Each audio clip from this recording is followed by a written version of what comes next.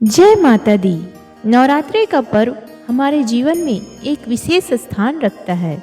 यह आस्था, भक्ति और उत्साह का समय होता है। इस पावन अवसर पर हम देवी दुर्गा की आराधना करते हैं और अपने जीवन में सकारात्मक ऊर्जा का संचार करते हैं। नवरात्रि का अर्थ है नवरातें, जो देवी दुर्गा की 9 रूपों की पूजा करने का एक अद्भुत अवसर प्रदान करता है।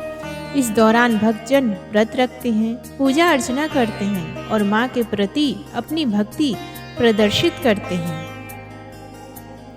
नवरात्रि की शुरुआत कलश स्थापना से होती है, जिसे घट स्थापना भी कहा जाता है। यह एक महत्वपूर्ण और पवित्र अनुष्ठान है। कलश स्थापना का महत्व हमारे जीवन में शुभता, समृद्धि और सुख की प्राप्ति के लिए होता है।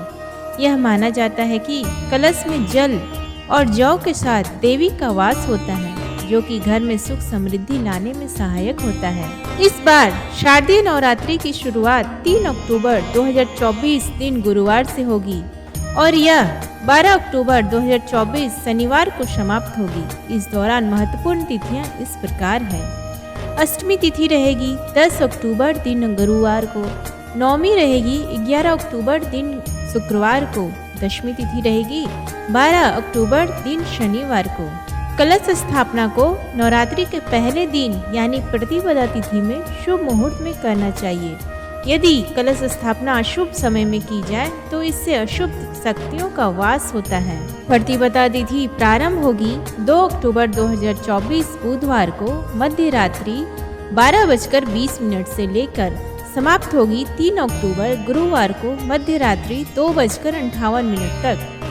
इसलिए गुरुवार को पूरे दिन प्रतिपदा तिथि रहेगी। शुभ मुहूर्त सुबह का शुभ मुहूर्त रहेगा 3 अक्टूबर को सुबह 6:15 से लेकर 7:02 तक। अभिजीत मुहूर्त रहेगा 11:46 से लेकर 12:33 तक। गुरुवार के दिन कई शुभ योग भी हैं, जैसे ब्रह्म योग और इंद्र योग। ब्रह्म योग सुबह 3:02 तक रहेगा, जबकि इंद्र योग सारा दिन रहेगा। ध्यान रखें कि राहु काल के समय कोई भी शुभ कार्य ना करें। राहु काल का समय इस दिन रहेगा 1:30 से लेकर 3 बजे तक रहेगा। आइए हम जानेंगे शारदीय नवरात्रि की पूजा विधि और नियम। नवरात्रि के दिनों में कलश स्थापना करके नव दुर्गा की पूजा करना चाहिए। यदि किसी कारणवश कलश स्थापना नहीं कर पा रहे हैं तो भी आप नवरात्रि की पूजा कर सकते हैं या उपवास रख सकते हैं, लेकिन याद रखें कि कलश की स्थापना केवल प्रतिपदा तिथि के दिन ही की जाती है। कलश स्थापना करने के बाद आपको आसपास के स्थान की शुद्धि का ध्यान रखना होता है। स्थापना के बाद कलश को अपनी जगह से हिलाना नहीं चाहिए। जटा वाला नारियल जो कलश के ऊपर रखा जाता है, उसे हटाकर बार बार कलश के अंदर जल भी नहीं भरना चाहिए। कलश को केवल अंतिम दिन विसर्जन करते समय ही हटाया जाता है। नवरात्रि केवल एक धार्मिक पर्व नहीं है, बल्कि यह हमारे जीवन में सकारात्मक परिवर्तन लाने का एक माध्यम भी है। यह समय है खुद को अपने भीतर की शक्तियों को पहचानने का और देवी माँ से प्रार्थना करने की कि हमें अपने आशीर्वाद से भर दो। इस बार नवरात्रि के पर्व को भक्ति भाव से मनाएं और माँ दुर्गा के चरणों में अपनी श्रद्धा अर्पित करें।